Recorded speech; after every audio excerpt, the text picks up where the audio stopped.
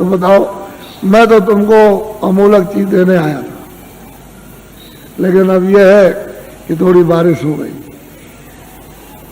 तो ये जमीन अमीन भीग गई, तो आप समझते हो हमारे कपड़े गंदे हो जा रहे। कपड़े तो बच्चा गंदे होते ही हैं और होंगे ही, लेकिन जो जीवात्मा जो कितने जन्मों से गंदी हो गई, कभी तुम इसकी सफाई करके इसको आजाद स्वतंत्र कभी करोगे? कभी तुमको ये मौका मिलेगा? ये तो समय निकला जा रहा, अभी बस समय खत्म हो रहा। बहुत तो समय चला गया आपका, बहुत बरस आपके निकल गए, अब ये थोड़े से रह गए, वो भी निकलने वाला। बस फौरन वारंट अभी कटता है और तुमको निकाल देगा। बस साल सुई की नोक और बालू का एक कण एक जर्रा जाने वाला है, एक किराए का मकान है। तो अमूलक चीज, ये अनमोल मनुष्य मंदिर में ये जीवात्माओं का अमूलक धन। तो तुमने ये तो कभी सोचा नहीं कि भाई हमने जीवात्मा के लिए अभी तक क्या इकट्ठा किया, उसके लिए कौन सा धन कमा के रखा कि जब तुम यहां से जाने लगोगे तो जीवात्मा की रक्षा हिफाजत होगी। उधर तो कोई मदद करेगा नहीं, उधर तो इधर से निकालेगा। और उधर उसने हिसाब कर दिया कि इनको ले जाओ, इन्होंने बड़े मृत लोक में जाकर बड़े दुष्कर्म, बड़े मतलब बुरे काम और पाप कर्म किए, तो इनको ले जाओ, कुत्ते में बंद करो जाकर के। तो कुत्ते में बंद, कुत्ते से निकाला बिल्ली में बंद, बीच से मिला तो गधे में बंद, गधे से निकाला ऊंट में बंद, तो ऊंट से निकाला किसी पंछी में बंद, तो 4 खाने 84 लचोनिया। फिर तुमको ये मनुष्य शरीर किधर मिलेगा? तुम तो ये सब जानते नहीं, तुमको तो ये सब मालूम नहीं, तुमने तो देखा नहीं। इसलिए मैं तुमको अमूलक चीज देने के आया हूं। कुछ आत्म धन चलते चला, जीवात्मा के लिए कुछ आत्म धन, यानी ईश्वरीय खुदाई रूहों को खजाना, उनको कुछ दे दो इस जिसमें शरीर में, तो इसका भला हो जाए। नहीं तो ये जा रही है तो दब गई, ये इसको कौन छुड़ाएगा?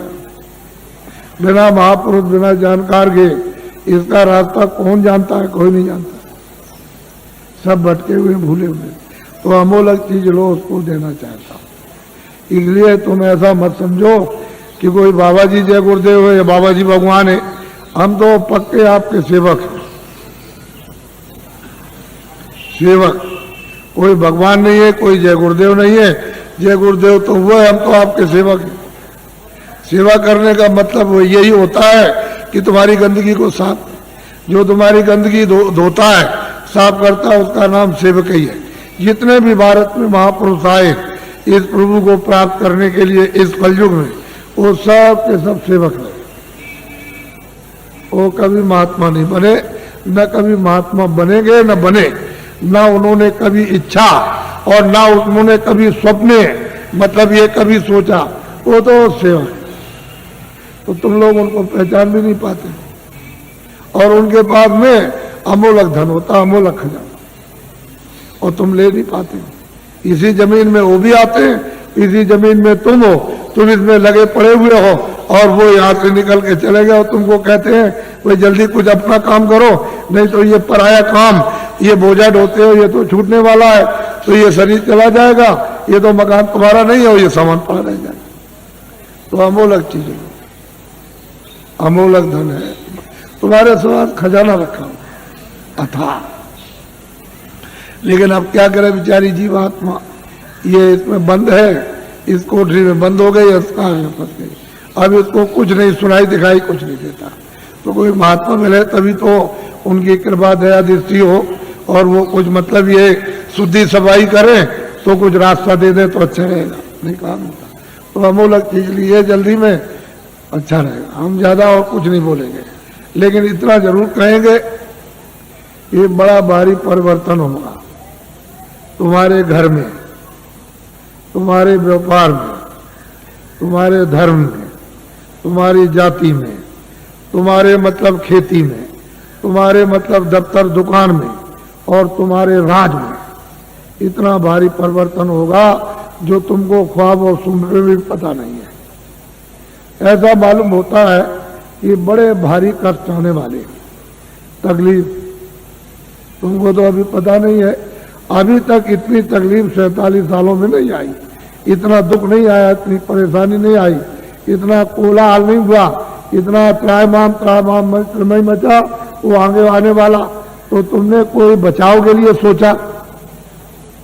कोई बचाव की कोई औषधि, कोई चीज आपने ली है कि जिससे कि तकलीफों से बचाओ? तो उसके लिए तो कुछ नहीं। लेकिन मैं तुमको इशारा किए देता हूँ ताकि तुम दुकानदार हो, पढ़े लिखे हो, ताकि तुम भी ये समझ जाओ। देखो मेरी विनती प्रार्थना है कि आप कोई भी आंदोलन हड़ताल तोड़ दो।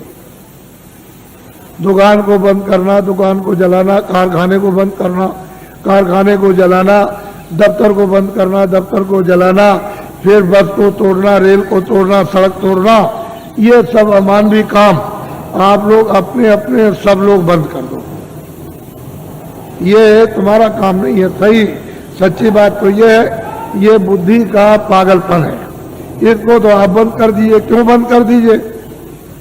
यही जब तुमको राज मिला था और खजाना तुमको मिल गया, फौज फाटा, कागज पत्थर और दफ्तर मिल गए, प्रजा मिल गई, तो इसको सबको उपदेश करना चाहिए था कि ये सब सामान तुम्हारा है। दफ्तर तुम्हारा, खेती तुम्हारी, दुकान तुम्हारी, कारखाना तुम्हारा, बस तुम्हारी, और तुम्हारा मतलब है रेल तुम्हारी, सड़कें तुम्हारी, और तुम्हारे काम आएंगे, सब तुम्हारा है। और ठीक भी बात है। अभी मैं रास्ते में आ रहा था तो रास्ता जाम, तो सड़क तो आप भाई आपकी है, आप आ रहे हो, आपके काम आएगी। तो मतलब इसका मतलब ये नहीं है कि आप नहीं गए उस सड़क पर तो आपके काम आएगी, आप 2 दिन बाद जाओगे तो सड़क जाम हो जाएगी। तो आपको तो ये जानना चाहिए सब चीजें मेरी है। अब इनको आपने जला दिया, जलवा दिया, जला दिया, तोड़ दिया, फोड़ दिया, दुकान को, दफ्तर को, कारखाने को, इसको उसको, तो ये जो आमदनी का नुकसान हुआ ये किसका हुआ? हे बच्चों, तुमने अपनी आमदनी उसको जला करके खाक कर दी, अब रो रहे हो। तो ये लोग राज कर रहे प्रांतों में और वहां सेंटर में, तो देखा इनको कि भाई अब पैसा नहीं रह गया, अब क्या किया जाए? तो ये बाहर भगे, बाहर से ले आए कर्जा मांग करके, हमारा देश गरीब है तो हमको कर्जा दे दो। सब देशों से मांगा है और सबसे ले आए। कितना ले आए इसको वो जाने, आप तो जान नहीं सकते हो। लेकिन इतना कर्जा ले आए कि दे नहीं सकते, और उस कर्जे का इतना ब्याज होगा नहीं दे सकते हो। अब कौन लगाए कौन नहीं लगाए तो आप जानो। लेकिन मैं तो इतना ही कह सकता हूं, पर ये आपको बताना चाहता हूं कि वो भी जो कर्जा लाए तो खत्म, पता नहीं कहां चला गया। अब ये लोग भगे कि देश कैसे चलेगा, तो वहां सरकारों से मिले हर मुल्क में कि देखो भाई हमारा देश बहुत गरीब है, और मतलब यह है कि अपने देश के बड़े बड़े उद्योगपति, सेठ, साहूकार, पैसे वाले हमारे देश में भेजो, हम सुविधा सब प्रकार की देंगे, और वो पूंजी का यानी रुपए पैसे का फैलाव कर दे विस्तार। तो लोग वहां से चल पड़े। तो मैं 4 साल से बोल रहा हूं लगातार कि देखो भाई उनके आने का यहां मुहूर्त नहीं है। विदेशी उद्योगपतियों का भारत में रुपया पैसा फैलाने का, पूंजी